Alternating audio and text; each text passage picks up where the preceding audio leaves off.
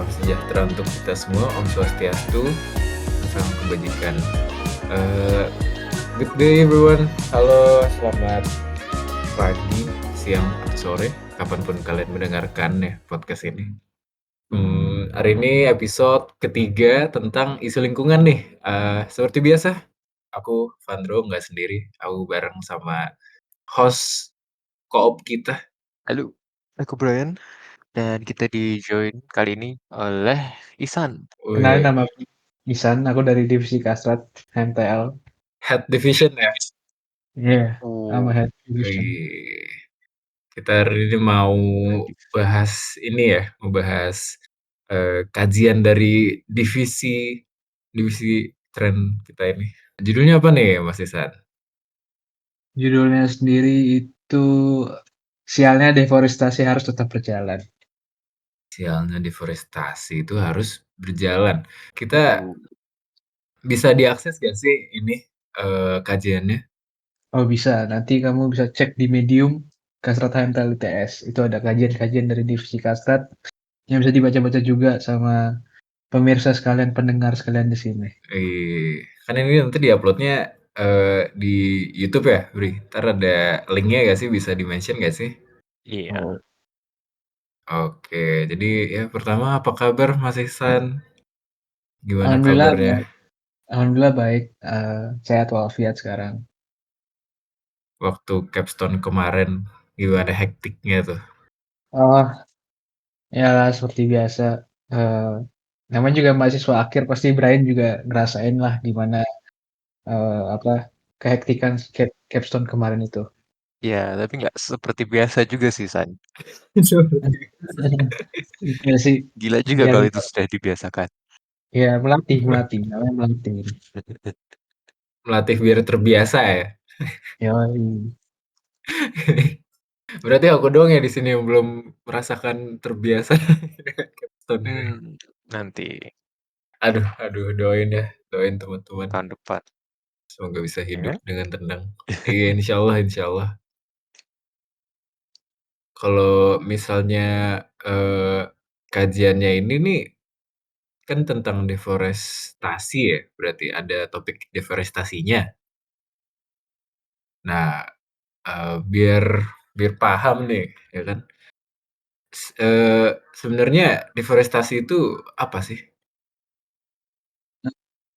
kita lihat dasarnya sendiri. Sebenarnya definisinya deforestasi itu sebenarnya adalah proses penghilangan atau penggundulan hutan secara masif, baik karena aktivitas manusia seperti pembukaan lahan untuk pertanian atau ekonomi, penambangan kayu, pembangunan infrastruktur, maupun akibat faktor alam seperti kebakaran hutan secara sengaja maupun tidak sengaja. Nah, kalau secara internasionalnya, menurut kajian yang aku juga baca, deforestasi ini dimaknai sebagai kehilangan kawasan hutan yang berubah menjadi kawasan non-hutan.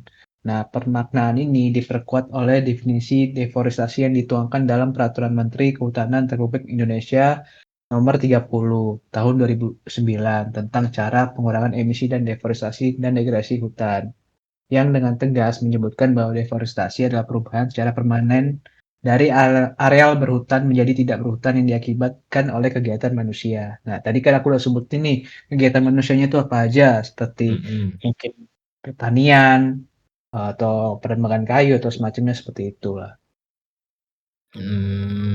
dan kira-kira kenapa nih mau ngangkat kajian tentang, yang menyangkut topik deforestasi di kajian dari Kastrat ini? Oke, jadi kan kita tahu nih, Indonesia lagi masa-masa habis pemilu, di mana sekarang pemerintah yang terpilih yaitu Bapak Prabowo Subianto. Nah, kan juga kalau kita lihat sekarang salah satu proyek besar ya Bapak Prabowo ini yaitu adalah food estate, yang di mana food estate ini rencana itu dibangun di suatu wilayah di Indonesia. Nah, food estate ini sebenarnya ada polemik lah atau ada pro kontranya tersendiri, yang di mana kalau kita ngebangun food estate pasti ada penambangan hutan atau deforestasi, ya dimana kan kita membuka wilayah ekonomi. Nah, ini kita sebagai orang lulusan teknik lingkungan atau sebagai orang teknik lingkungan juga kita mau bahas atau mau supaya teman-teman tahu ada dampak lingkungan tersendiri yang harus mesti di apa, yang mesti dibahas supaya teman-teman sadar akan terjadinya isu lingkungan yang terjadi juga di Indonesia ini gitu. Ah, Juga ya, apalagi proyek food estate ini di galang-galang gede, apa ya, ya dibesar-besarkan gitu nggak sih mulai mulai dari pemerintahan Prabowo ini. Iya, Jadi ya. jadi ya karena pertanian itu di deforestasi ini semakin kemungkinan makin besar gitu ya kan. Mhm mhm. Tuh, karena kan emang emang sih ada pro kontranya untuk deforestasi ini. Di sisi lain kita mungkin bisa nge-push ekonomi untuk menjadi lebih baik, tapi di sisi lain juga ada kerugian yang kita harus tampung. Contohnya salah satunya di aspek lingkungan gitu. Mhm. berarti, eee, kalau yang dari kajiannya nih, kan salah satu pemicu utama deforestasinya itu proyek strategis nasional kayak, food estate gitu ya? Iya, Nah, aku nih kurang paham nih, food estate itu, kayak apa juga maksudnya food estate ini yang makanya Ya dia itu apakah jadi kayak pemicu pertanian biasa utamanya? gitu kah? Iya. sebenarnya nih kalau yang aku dapat ya, sebenarnya nih kayak food estate ini merupakan konsep proyek pembangunan lumbung pangan skala besar yang bertujuan untuk meningkatkan ketersediaan pangan, mengurangi tergantungan impor, dan mendukung ketahanan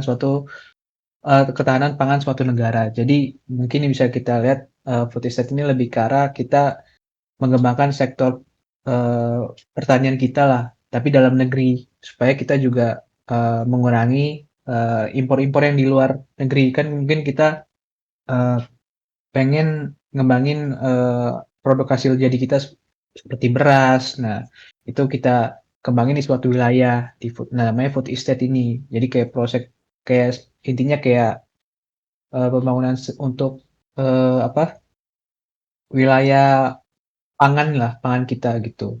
Menurutku sih gitu. Mungkin kalian punya pandangan lain tentang food estate silakan. Enggak sih, tapi kayak Mmm, jadi kayak ya ini lebih apa ya kayak ya definisinya tuh cukup spesifik, lebih spesifik daripada oh, pertanian biasa gitu ya lah, pertanian biasa gitu lah ya. Ini lebih ke Iya nasionalistiknya gitu ya. iya, mungkin Mengurangi karena, ngebentuk konteks ini pembaca ya?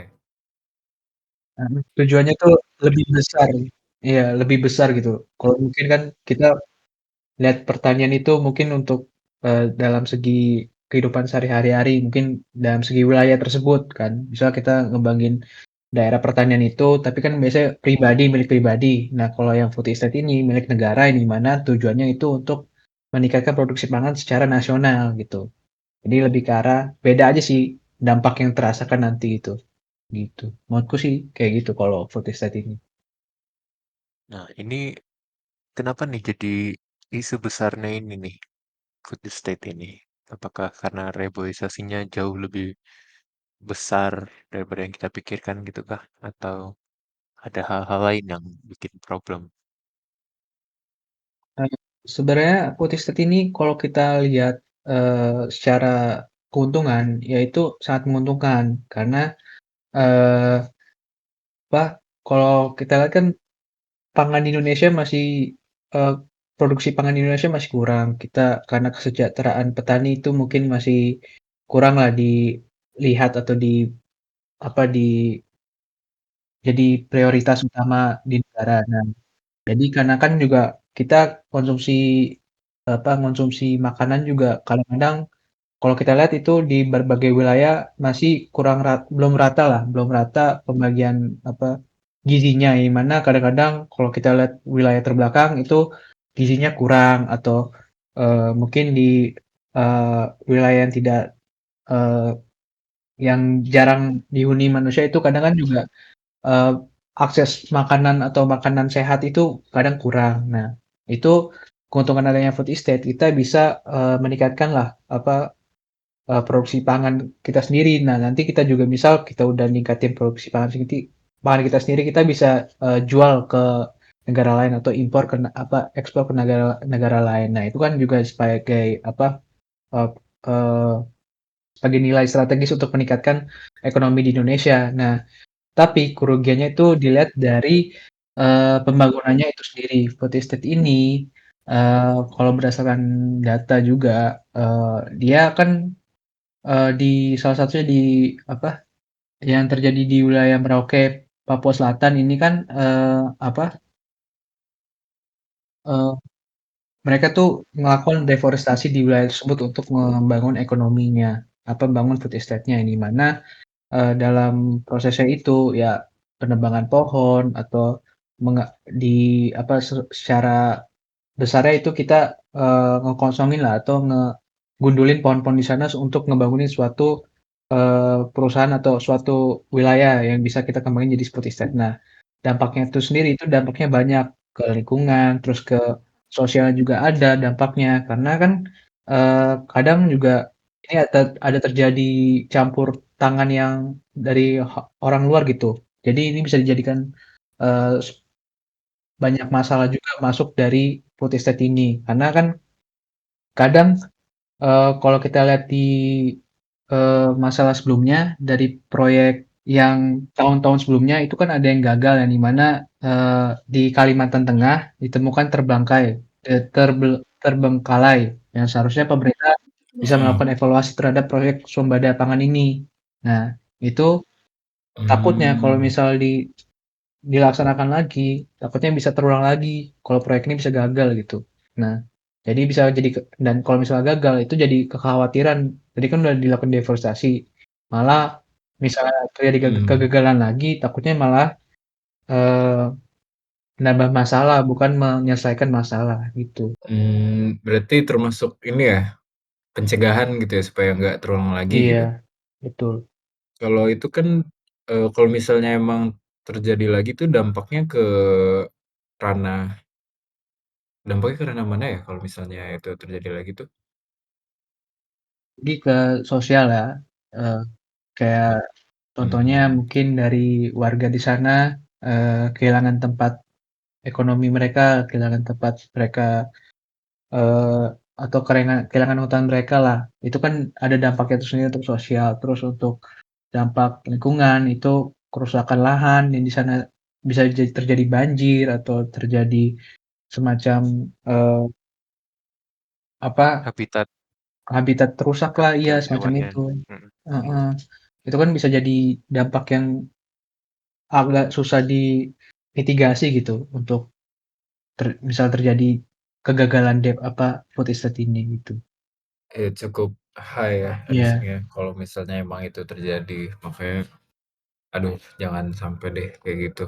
Di kajian Kalau kamu kok juga itu nggak mengungkit kayak permasalahan kalau adat kalau iya, demi swasembada pangan ini food estate-nya ngambil lahan-lahan, adat itu, masyarakat setempat. iya. Jadi Iya. di kajianku juga ngebahas kalau ada konflik dengan masyarakat adat karena kan kalau kita lihat itu hutan adat itu nggak boleh disentuh kan. Ada peraturannya yang nyinggung tentang hal tersebut. Nah, jadi kan kalau kita bahas di kajian itu, jadi berbagai unjuk rasa telah dilakukan oleh warga asli Papua, baik di Merauke maupun di Jakarta. Jadi untuk menentang proyek rencana strategis nasional ini gitu. Karena kan yang direncanain itu untuk wilayah Potiset ini sebenarnya di wilayah hutan adat. Nah, hutan adat sendiri itu udah hutan yang berada di wilayah masyarakat hukum adat sebagai negara yang majemuk dengan beragam suku bangsa dan budaya gitu. Jadi kayak hutan adat ini punya emang iya dia secara hukum bukan punya bukan punya eh, negara atau masyarakat di sana, tapi dia punya kayak secara historis lah menurutku ya. Atau aku salah juga aku mohon maaf, tapi secara historis hutan adat tuh biasanya ditetapkan juga sebagai hutan yang dijaga gitu. Nah, yang parahnya ini di Foodestate ini kemarin tuh berdasarkan kajian atau berita yang kami Divisi Kasat baca, dari warga ini tuh tidak pernah dilibatkan dan diberi informasi soal terkait proyek yang mengejar swasembada pangan ini. Jadi ya, jadi kayak masyarakat ini tidak dilibatkan lah untuk dalam proyek ini. Makanya masyarakat-masyarakat ini tuh menentang proyek ini berjalan gitu. Wah, padahal Hmm, kalau kita belajar ngerti sendiri ngerti. di ya AMDAL gitu misalnya kan kita harus melibatkan masyarakatnya gitu gak sih yang Ya, akan apalagi yang akan Iya, apa kena eh, dampaknya gitu. ada personal lingkungan ya kalau di AMDAL kan pasti harus apalagi kan kalau peraturan AMDAL itu PP nomor 2 segala sesuatu yang merubah lahan atau ada dampaknya terhadap manusia atau lingkungan sekitar itu wajib AMDAL. Nah, di ini di food estate yang direncanain ini katanya itu isunya belum ada AMDAL. Nah, gitu. Karena itu ya, ini adalah proyek strategis nasional itu. Iya, jadi kayak ya ada campur tangan di apa di orang-orang petingginya gitu. Jadi kayak ini tuh sebenarnya masih jelas gak sih tujuannya emang food estate atau emang ada campur tangan orang luar gitu. Jadi kayak masih ambigu sebenarnya gitu. hmm, ini sekalian dari kajiannya juga nih. Kalau dari sini juga kan proyek food estate di Kalimantan Tengah nih dinilai gagal ya? Ya Iya, nggak Mas betul betul Isan? betul. Nilai gagal. Nah, ini tuh kenapa sih kok bisa gitu dinilai gagalnya tuh dari aspek mananya dan kenapa ya juga? Yang di Kalimantan Tengah itu sebenarnya kalau dinilai gagal pertama ya dari kerusakan lingkungannya sendiri. Itu kan dibukanya lahan gambut yang dimana bisa menyebabkan kerusakan ekosistem dan meningkatkan emisi karbon juga karena lahan gambut ini itu kadang juga bisa merugikan lingkungan sekitar. Terus dari produksi pangan yang rendah. Nah, ternyata pas sudah dieksekusi di sana banyak lahan yang tidak cocok untuk pertanian intensif gitu. Jadi kayak Wah, pas ditanam malah gagal gitu. Memang karena mungkin aku kurang tahu mungkin dari segi perencanaan mereka yang kurang atau dari segi eksekusi mereka yang kurang gitu.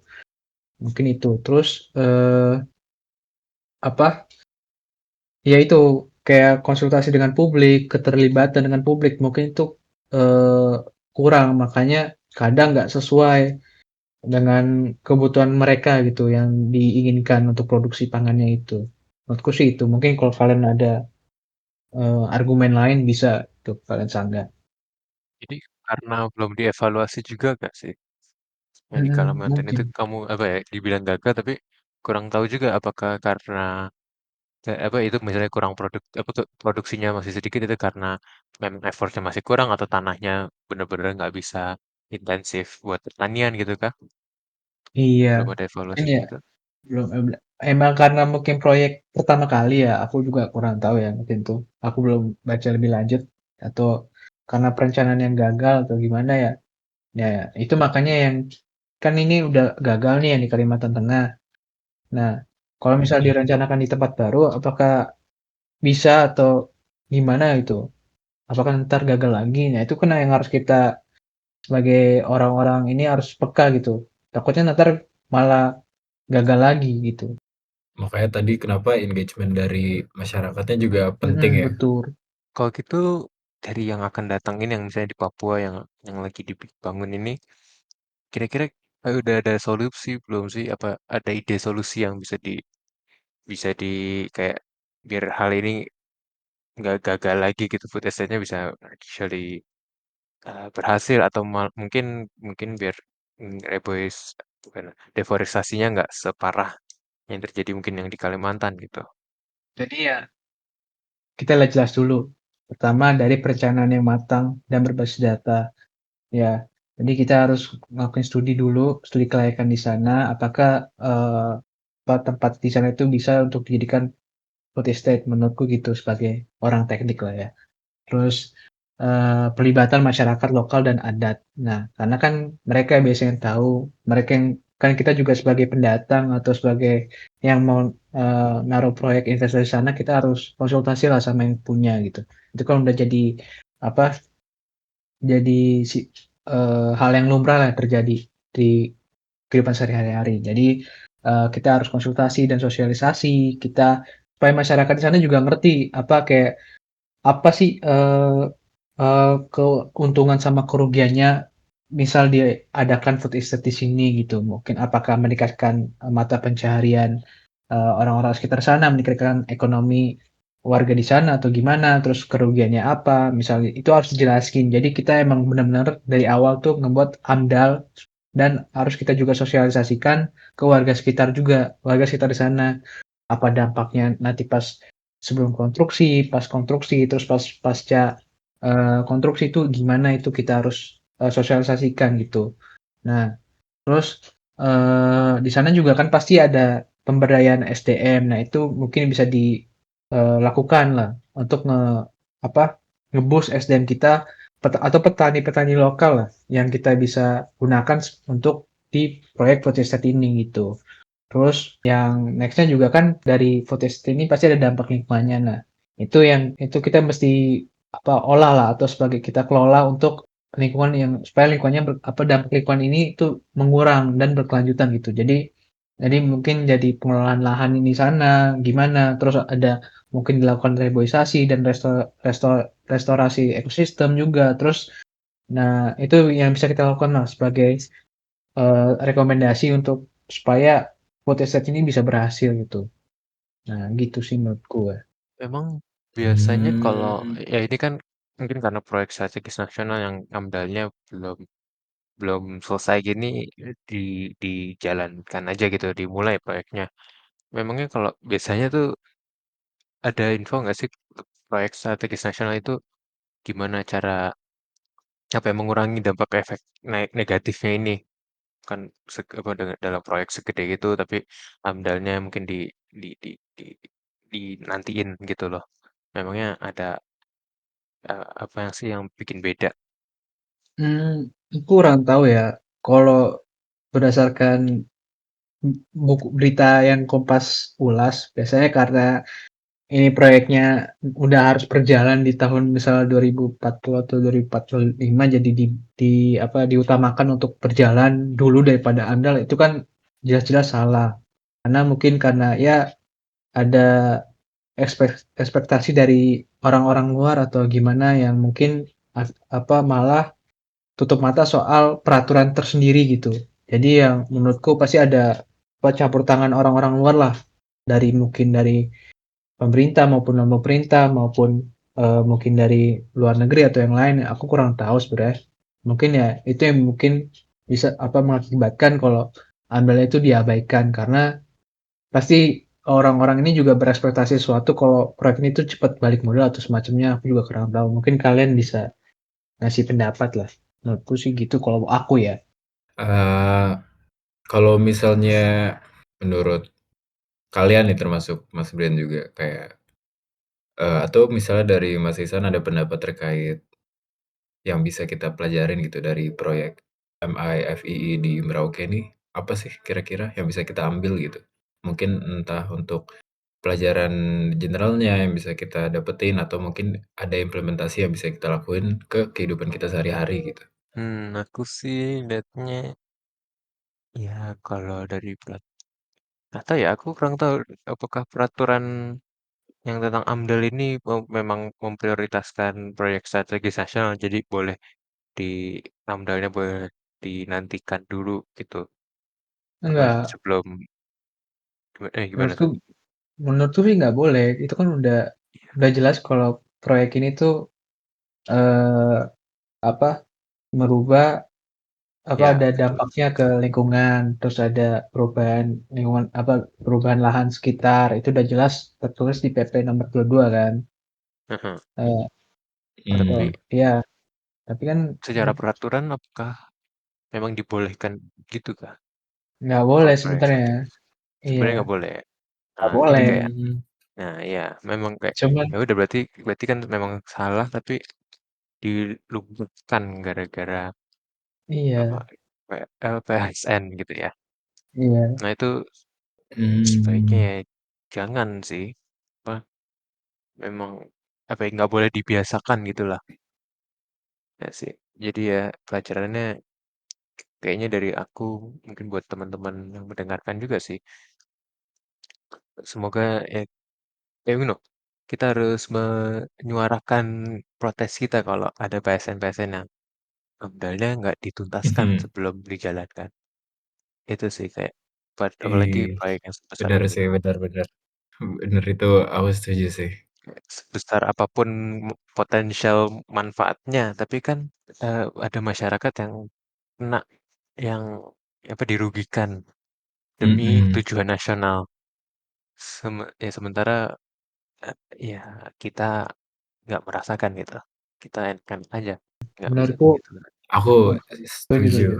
Karena menurutku sih jangan semena-mena gitu. Maksudnya karena ini merupakan PSN atau ya proyek negara sendiri, tapi kalian malah malah mengutamakan keuntungan diri sendiri, tapi malah merugikan orang lain, tapi tutup mata soal kerugian orang lain juga. Nah, itu yang Mmm, makanya ini jadi pro dan kontranya itu loh. Iya, apalagi peraturan negara sendiri gitu yang negara Iya, sendiri yang melanggar.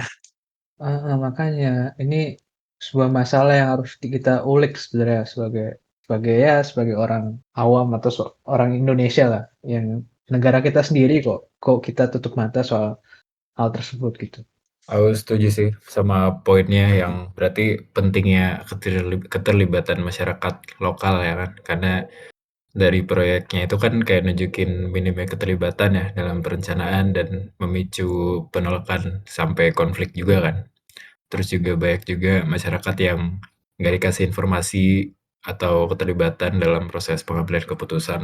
Makanya jadi ngerasa, kebijakan itu kurang berpihak gitu kepada mereka, ya kan. Terus sama ada poin tadi yang dari Mas Brian juga, dampak sosialnya itu kan. Jadi banyak masalah sosial, kayak perampasan tanah adat, ketegangan sama masyarakat lokalnya kan dari sisi lingkungan. Proyeknya juga, nyebabin ini ya, deforestasi besar-besaran kan dan kerusakan ekosistem, sama ya tadi disebutin kan jadi hilangnya keanekaragaman hayati. Itu aku bener-bener setuju sih yang dari poinnya Mas Brian. Kalau dari dari aku sendiri juga sama, paling tambahannya apa ya, kayak, berarti kan ada kelemahannya, ada, lemah pengawasan ya, kayak kurangnya pengawasan terhadap pelaksanaan proyek yang membuat banyaknya aturan yang nggak dipatuhin Mungkin udah gitu. di Makanya pengawasan, secara pengawasan mungkin ada, tapi tidak ditegaskan mungkin. Kayak dari masyarakatnya kan mungkin iya. pasti udah mengawas juga dong. Apa kayak wah ini mau ada proyek di sini nih kan. Kan mereka nggak suka gitu mungkin. Jadi mereka udah mengawas wanti-wanti ada AMDALnya bagaimana. Tapi nggak dijalankan, ya itu apa, jadi nggak ditegakkan gitu kan. Iya, nggak sesuai sama regulasinya kan Hmm. berarti kalau kayak gitu. Iya.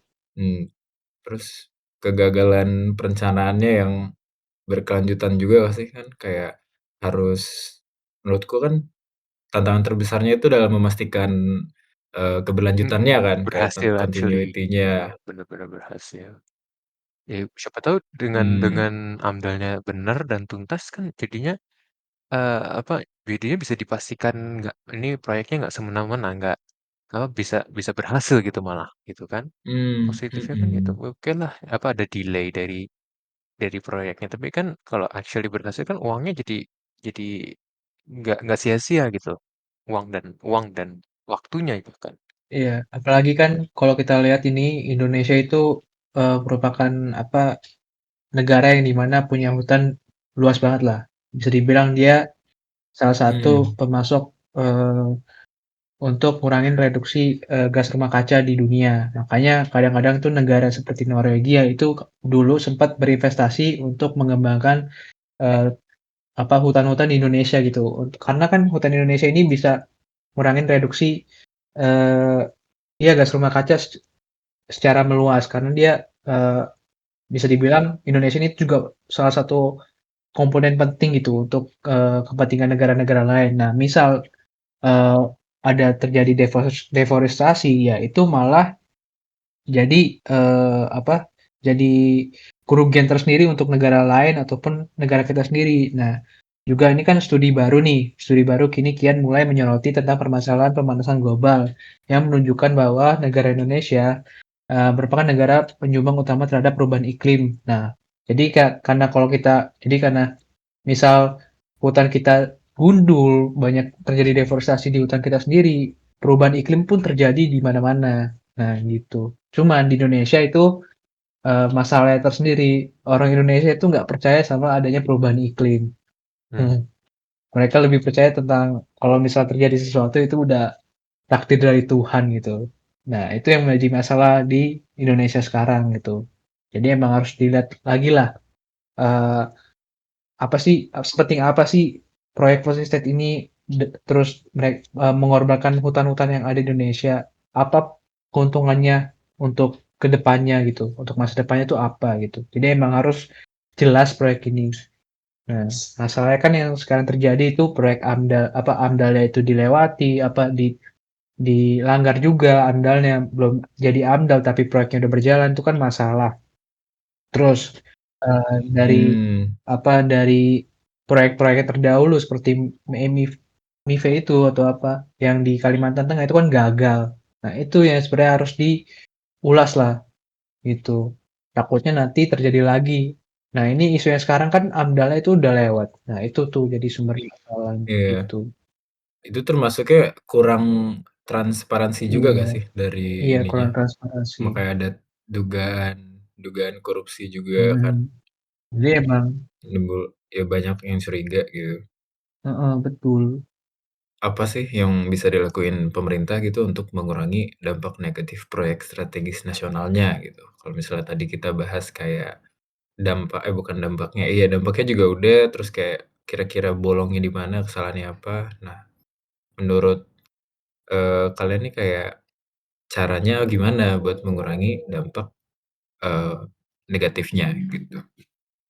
Yang jelas ya itu, pertama konsultasi publik itu harus penting banget karena kan Mmm, ini di negara sendiri, masa apa masyarakat tuh tidak diikut terlibatkan dalam proyek ini kayak itu merupakan hal yang bodoh. Ini bisa dilakukan oleh pemerintah kalau misalnya mereka nggak terbuka soal hal ini.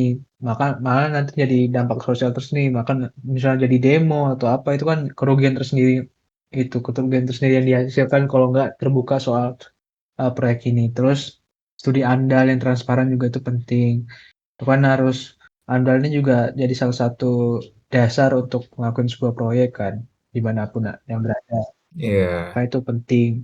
Terus yang ketiga, rehabilitasi lingkungan menurutku itu penting juga. Karena kalau kita nggak mhm, melakukan pemulihan lingkungan, ya itu malah nanti kerusakan lingkungan itu malah terus-terusan. Jadi malah merugikan diri sendiri juga gitu. Merugikan masyarakat, merugikan daerah sekitar tersebut, ya itu yang bisa terjadi kalau kita nggak ngelakuin hal ketiga tersebut ya menurutku. mmm, berarti itu udah termasuk ini ya, kayak respon masyarakat juga tadi udah termasuk yang dibahas tadi juga berarti ya? Kayak yang hasil dari ya kelengahan, keteledorannya tuh jadi ada hasil yang tadi yang makanya kurang kurang inilah ya, kurang kurang positif gitu kesannya Iya ya, betul betul. kayak responnya. Nah, ini mungkin kalau dari aku pertanyaan terakhir terkait ini nih, yang dari kajian habis ini kita bahas yang dari Mas Ihsannya ya. Kalau dari aku yang tentang ini tuh kayak berarti rada kembali ke deforestasinya nih, dampak atau pengaruh deforestasinya ke flora dan fauna lokalnya itu berarti jadi gimana tuh? Apa ada dampak yang long term yang bikin jadi rugi banget atau dampaknya itu sebenarnya ringan-ringan aja gitu? Menurut Mas Jelas Ihsan ada gimana? lah flora fauna. Kamu mungkin lihat yang aku lihat sempat video TikTok ya di mana orang hutan atau ya hewan orang hutan itu dia kehilangan Mhm, tempat tinggalnya. Kan kalau kita lihat Kalimantan itu salah satu tempat tinggal orang hutan kan. Kalau dilakukan deforestasi itu ya mereka kehilangan tempat tinggal, bisa menyebabkan kepunahan juga di sana.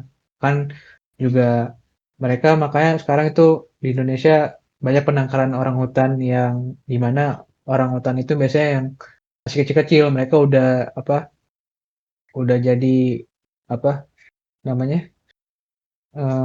yatim piatu itu. Mereka nggak punya orang tua, udah Hmm, Mmm. mhm, meninggal karena ya kehilangan tempat tinggal atau terpisah itu. Nah, itu dampaknya pasti ada di flora dan fauna. Terus di floranya ya rusak karena penggundulan hutan, itu bisa nyebabin tanah longsor, bisa nyebabin banjir, semacamnya. Terus untuk apa kayak eh, dampak lingkungannya banyak lah. Itu udah jelas kalau dampak deforestasi itu udah jelas-jelas udah sering terjadi lah di Indonesia ini gitu.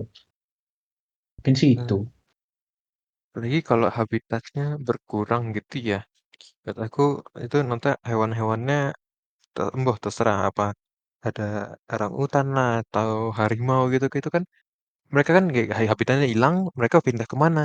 Ujung-ujungnya pasti mereka ke sumber makanan Nah, lain, yaitu ya antara ya, perkebunan ini lah, apa, lahan-lahan pertaniannya atau bahkan perumahan manusia nggak sih, pemukiman manusia. iya. Jadi kan Ke rumah iya, ya? kan itu jadi bahayanya itu loh, eee, Hmm, kasihan juga gitu. Orangutannya laper, Iya, nggak ada tempat tinggal, nggak ada buka tempat berburu. buka kulkas gitu ya. iya. Mhm, Rugiin diri sendiri sebenarnya kalau yang Jadi itu.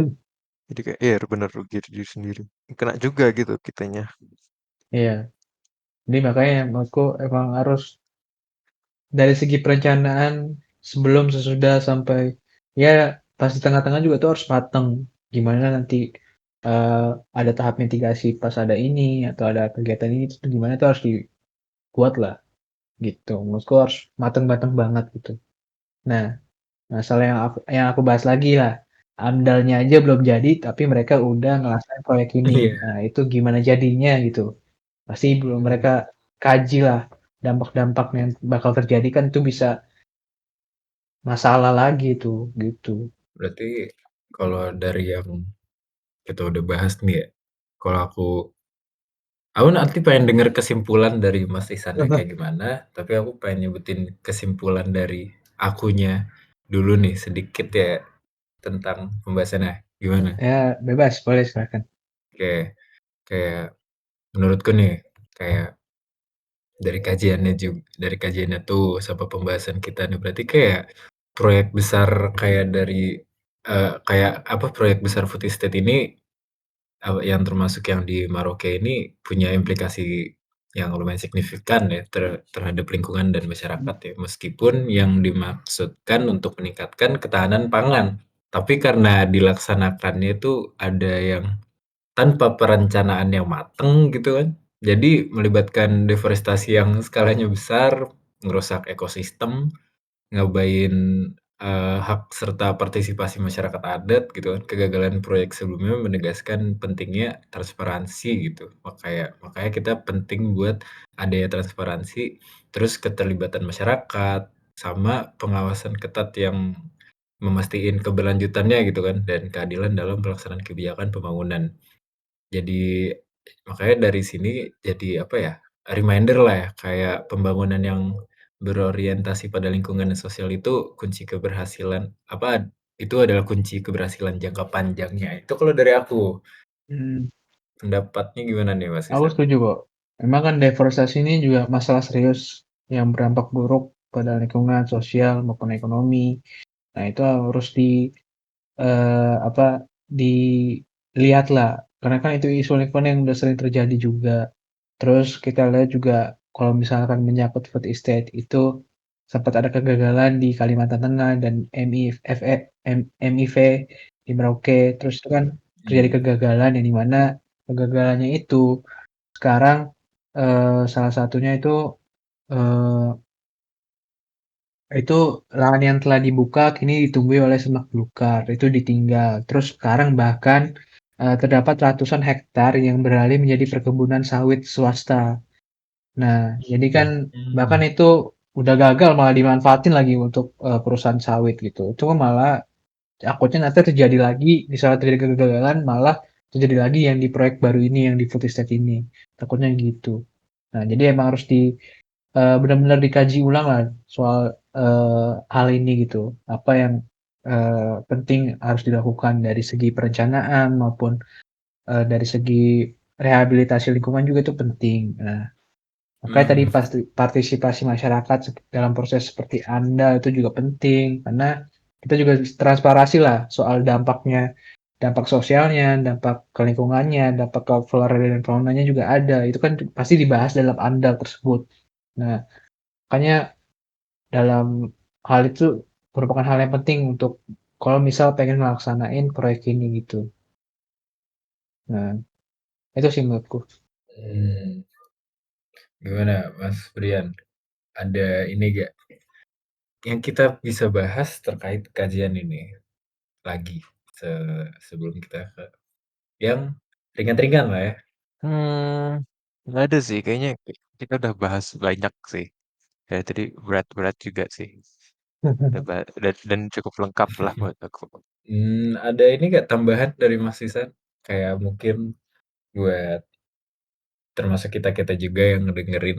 Mungkin ya untuk masyarakat luar di sana maupun orang awam maupun mungkin ya umur-umur kita yang berbeda ya pasti kalau dengerin podcast ini ya kita sebagai orang yang tinggal, orang yang menetap di bumi ini, kita juga harus memperhatikan masalah lingkungan yang terjadi di kehidupan kita. Karena kan kita juga tinggal, kalau kita nggak merhatikan aspek lingkungannya atau tempat tinggal kita, kan itu juga jadi kerugian ke diri kita sendiri. Nah, maka dari itu mulailah peduli tentang isu lingkungan atau peduli tentang eh, apa masalah lingkungan lah. Mungkin dari hal kecil seperti membuang sampah atau memilah sampah yang benar gimana atau eh, menghemat air, menghemat listrik itu semacamnya juga bisa dilakukan. Jadi kayak lebih pedulilah tentang lingkungan. Walaupun ini hal kecil, tapi sebenarnya kalau kita lakukan secara terus-menerus dampaknya itu bisa besar gitu.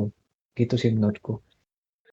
Uh, aku udah ada tahu effort effort kayak gitu. Aku kalau misalnya, eee, ngisi bensin, ngisinya Pertalite, ngaruh kayak Eh, gitu, Bang. Sebenarnya yang lebih baik itu jalan kaki. Nggak usah pakai Iya, transportasi. betul. Aku mau nambah. Mending nggak usah motoran sekalian. Iya, Jalan Lancar. kaki. karena motor itu lumayan, emisi dari motor itu lumayan besar, dari transportasi itu lumayan besar. Jadi kayak lebih baik tuh Kalau jalan, atau nggak naik sepeda. mmm, kalau misalnya aku pengen pulang dari Surabaya ke Jawa Barat gitu, berarti gak usah naik pesawat dong? Kan lebih parah lagi tuh kalau after Iya, emisinya. iya kita lihat lah, apa maksudnya kita bisa, apa, sebagai manusia tahu lah mana yang bagus, mana yang enggak. Tapi ya lebih baik untuk go green gitu. Kalau misalnya bisa dilakukan, Go ya maksudnya lebih, green. maksudnya kayak bisa dilakukan lebih lebih ramah lingkungan lah. Tapi kan kita maksudnya nggak ngerugin. Kan nggak logis juga lah kalau misalnya kita jalan dari Surabaya ke Jawa Barat demi ramah lingkungan kan nggak Mhm. logis juga. Jadi tapi kita pikirkan dulu lah, pikirkan juga sebagai manusia menurutku langkah kecil aja yang kita pikirkan, nggak usah langkah-langkah yang besar gitu. Itu bisa kita terapin dalam kehidupan kita untuk menjaga lingkungan itu sih menurutku. Kalau yang kayak gitu, yang permasalahan pulang apa enggak ya lebih ke kayak seberapa sering harus pulang sih, seberapa urgent pulangnya dulu. Itu yang kayak step one Mmm, pemikirannya. Emang Pemikirannya di situ iya dulu kayak berarti setiap ya. semester pulang masih wajar, tapi kan kalau tiap minggu pulang bolak-balik Naik Jawa pesawat Jawa deh kurang Barat, ajar. Surabaya mungkin agak gimana gitu ya. Kan ada ininya, isinya, apa, apa tahun lalu ya, atau beberapa bulan lama gitu yang ini, tahu nggak sih yang artis-artis make private jet kan ke mana-mana naik private jet tuh emisinya kan kacau tuh. Iya nggak sih? Itu berarti mending dikurangi tuh, kita kita nggak usah naik private jet dulu gitu. Iya, betul, betul, Kalau betul. kalau punya ya. Nggak usah mahal-mahal. Udah banyak kok pergerakan yang ramah lingkungan dari influencer-influencer terkenal juga. Kayak misal kita beli di Indomaret kita nggak pakai plastik lagi tapi pakai apa kantong. Oh iya, Kantong itu kan udah kayak ya paper paper bag bag ya? itu kan udah sebenarnya udah apa ramah lingkungan lah mengurangi plastik karena kan plastik kan susah diolah kan susah di Iya, itu makanya kayak ya sebenarnya langkah-langkah kecil itu udah ngaruh sebenarnya kayak nggak usah besar-besar banget nggak apa-apa. ini suatu yang minor tapi bener-bener hampir setiap hari Ya, gitu ya itu dilakuinnya ya. udah bagus, udah lumayan bagus menurutku. Progres lah ya. Mm-mm.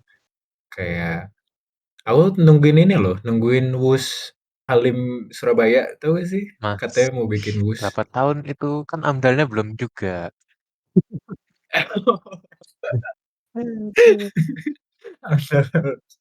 Tapi kan kalau misalnya ada WUS dari Halim ke Surabaya kan itu ini ya bisa berapa jam? Bisa 3 jam, bisa nggak naik pesawat kan?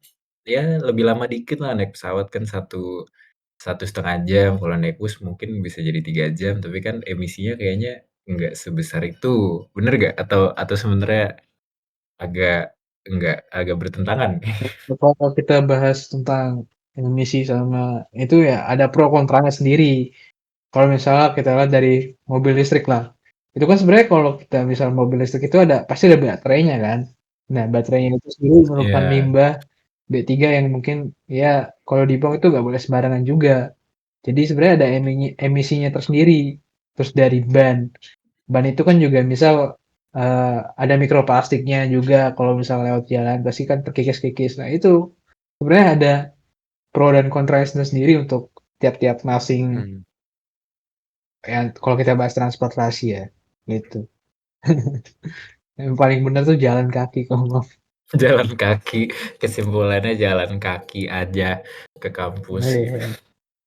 Apa, ini nih aku juga mau tahu nih, yang bikin kajian nih siapa aja Mas? Mas Ihsan sendiri kah atau ada timnya dari Kastrat nih? Jadi yang buat kajian ini tuh ada Koya, ada Rika, ada Kay, terus ada Raffi, ada staff-staff, ada staff-staff lainnya juga, staff magang, ada Gibran, ada Wih, Zahra, ada Andido, itu mereka berkecimpung langsung dalam pembuatan kajian ini. Alhamdulillah selesai lah kajian ini dibahas gitu. wih, keren. Orang-orang keren ini, Mas Bri, Hmm. bikin-bikin kajian yang Di wah tengah gila. kehektikan Ini kuliah. ini tuh kehektikan kuliah Iya, ya, bikin kajian yang lumayan seru sih dibahas, kayak nambah wawasan enggak sih, at least cara pandangku terhadap suatu proyek gitu kan, kayak bolongnya di mana, yang insya Allah berguna ke depannya entah kapan pun itu orang-orang kayak ada yang magang juga tadi yang ikut bikin ya, ada staff magang. ada staf magang juga, staf magang Kastrat nih ya. Berarti kalau ada apa, anak tahun angkatan berapa, 2024 ke bawah ke atas yang pengen masuk Kastrat kurang lebih kayak gini berarti kerjaannya Ya, ya? kurang lebih buat kajian kita ngebahas tentang isu lingkungan, kita diskusi, ya gitulah. Wih, Kerjaan kita emang enjoy gak tuh? Enjoy gak ngerjainnya, seru ya gak bareng-bareng? sebenarnya balik lagi sih kalau misal enjoy atau enggaknya. Kalau mungkin emang tujuannya pengen belajar gimana cara buat kajian, pasti enjoy-enjoy aja. Tapi kalau emang nggak apa kayak nggak dinikmati selagi itu ya pasti ya tergantung orang-orang jadi menurutku. Karena kan nilai nilai perspektif orang tuh beda-beda. Kadang ada terasa Iya, manfaatnya ngebuat kajian ini, kadang ada yang enggak gitu, capek doang ya. Itu mungkin perspektif orang mmm, kan beda-beda. Menurutku tergantungnya kebutuhan masing-masing orangnya lagi gitu. wih, boleh nih berarti. Apa aku ini ya, join Ya Kastrat mungkin ya? pas Bikin kajian kita? tahun Yang depan, melanjutkan tahun Kominfo depan. ntar, bro. Aduh, aku aduh nggak tahu Kom- ya, lihat nanti. Kominfo gimana Kominfo? Gimana Kominfo, Mas Bri? Kita di sini asik-asik aja sih, seru ya Mm-mm. kita posting-posting, Iya. desain-desain. Sama kita kerja bareng-bareng juga gitu, ada apa, jatahnya masing-masing, seru juga Iya. kok. Iya. Kalau lagi bikin podcast gini kan kita ini ya, bikin, eee, orang luar Kastrat pun jadi at least tahulah dari POV-nya Mas Ihsan, kayak, yang dibahas tuh kira-kira kayak gimana sih gitu kan, topiknya ke mana, terus berapa lama ini dibuatnya, Mas Ihsan kajiannya? Yang lebih hampir 2 bulan bikin kajian ini. Hmm, Wih, kurang lebih ya. worth it lah ya hasilnya. Hasilnya Iya, ini kelas ya gini. emang semoga kedepannya tujuannya kan emang untuk supaya ningkatin teman-teman informasi tentang isu lingkungan terjadi itu masih ada di Indonesia ini. Jadi juga teman-teman supaya membaca lah, supaya lebih peka juga tentang isu lingkungan terjadi. Jadi dari Kastra tuh ngebuat kajian supaya eh, nggak ningkatin literasi aja, tapi juga teman-teman tahu lah, oh ternyata di Indonesia ini sedang terjadi ini gitu. Jadi sebagai orang-orang teknik Hmm, lingkungan atau mungkin ya orang-orang di luar teknik lingkungan juga bisa tahu kayak ada masalah isu lingkungan yang terjadi gitu. Gitu. Iya benar. oke. Terakhir nih kalau dari aku, eee, kenapa Mas Ihsan mau masuk kajian strategi? Kenapa mau masuk Astra gitu? Menurutku sih karena aku tertarik ya sama kajian. Karena kan kalau kita lihat juga nanti lulus nggak jauh-jauh dari buat AMDAL kalau yang lulusan teknik lingkungan ya, lulusan teknik lingkungan pasti Iya, buat AMDAL atau buat semacam kajian kan juga kajian ini kan luas gitu, nggak hanya sekedar bahas tentang isu lingkungan tapi bahas mungkin sebenarnya skripsi atau penulisan makalah, jurnal itu kan merupakan kajian juga. Jadi kayak ya belajar-belajar dikit tentang gimana sih cara penulisan yang benar, terus gimana cara ngulas yang benar, gimana cara kita ngolah data yang benar. Jadi kayak bermanfaat lah untuk diri kita sendiri untuk misalnya mau belajar ke ranah ke sana. Karena menurutku divisi kasus ini bisa menyediakan eh, hal yang aku pengen itu dari segi soft skill seperti ngomong atau mungkin gimana cara membuat kajian itu kan juga merupakan soft skill itu. Mungkin nggak semua mmm, orang mungkin bilang semua orang gampang lah buat kajian nggak serumit itu tapi nggak ternyata kalau kita lihat juga nggak segampang itu buat kajian kita nggak bisa ngasal-ngasalan juga mesti harus diperhatikan hal apa yang aja yang mesti kita tulis gitu itu yang merupakan poin penting menurutku yang bisa jadi manfaat lah yang aku rasain selama ini jadi di divisi kasret gitu Asik ya di Kasrat. ya join lah tahun depan. Ya yang bagi berminat silahkan di yang sebentar lagi kabinet baru MTL. oke sih kalau dari aku. Kalau dari Mas Brian, apakah ada tambahan? Nggak ada sih. Oh, berarti kita udah ini ya, ngebahas lumayan Iya sudah banyak. iya, Tadi juga bahas-bahas. dan kalau aku dari udah gak ada lagi, Mas Brian juga udah gak ada lagi, dari Mas Ihsan gimana, udah clear kah Adakah yang mau dikeluarkan lagi? buat kita pendengar? Mungkin itu tadi aku udah ngasih closing statement aku mungkin. Oke. Oke mungkin udah, kalau misalnya emang udah clear semua, makasih banyak, untuk semua pendengar yang misal mendengarkan sampai sini atau mungkin sudah cukup Ngantuk. tertarik Mulai ngantuk. Jadi jangan. weh, masa ngantuk? Udah ini ya, udah mungkin udah yang ini gara-gara dengerin ini jadi, "Wah, gue masuk Kastrat," gitu Hmm, kan. Jadi kayak gitu, udah at least udah kepikiran mau tertarik ke pembahasannya atau mungkin ke dari sisi divisinya sendiri kayak gimana. Itu kita makasih banyak ke Mas Ihsan yang udah luangin waktunya untuk, hari ini dan kita ngobrol-ngobrol bareng. Bagi aku itu sangat menarik dan seru bisa ngebahas-bahas tentang kajiannya karena aku sebenarnya sebelumnya nggak pernah baca kajian ya. Dan ini aku baca, oke ternyata kajian tuh kayak gini dan aku ngerasa ini banyak manfaatnya sih entah itu di, bidang yang apa atau di bidang yang aku ya nambah general general point of view aja gitu. Aku sekali lagi aku minta maaf kalau misalnya ada kata-kata yang kurang berkenan dan terima kasih sebesar-besarnya kepada Mas Ihsan dan timnya Mas Ihsan hmm, yang ngebuat, kajian kuat ini. sekali. Orang-orang keren. Iya, kuat sekali di gempuran kuliah ya kan, bikin kajian yang Nah ya, mahal ini. Dan dari aku juga terima kasih Brian sama Vandro udah ngundang dalam podcast ini. Terus semoga harapannya juga pembahasan kita yang pada hari ini juga bisa didengerin teman-teman semua dan teman-teman semua juga dapatlah manfaatnya sebagai orang-orang awam tuh apa sih isu lingkungan yang terjadi gitu. Jadi teman-teman mulai peka, mulai tahu, mulai mungkin bisa ngelakuin hal sedikit-sedikit untuk kurangin eh, dampak apa masalah lingkungan yang terjadi di kehidupan sehari-hari gitu. Harapannya teman-teman tahulah gitu. Dari aku mungkin itu aja sih. Betul. Terima kasih. Oke, kalau gitu kita tutup, oke, dengan Pandro di sini. Saya izin pamit undur diri. Nah, aku Brian. Terima kasih teman-teman atas Assalamualaikum. waktunya. Thank you Isan untuk waktunya Dadah. juga. Dadah Mas Isan. Dadah. Sekian dari kami di Suara. Sampai jumpa.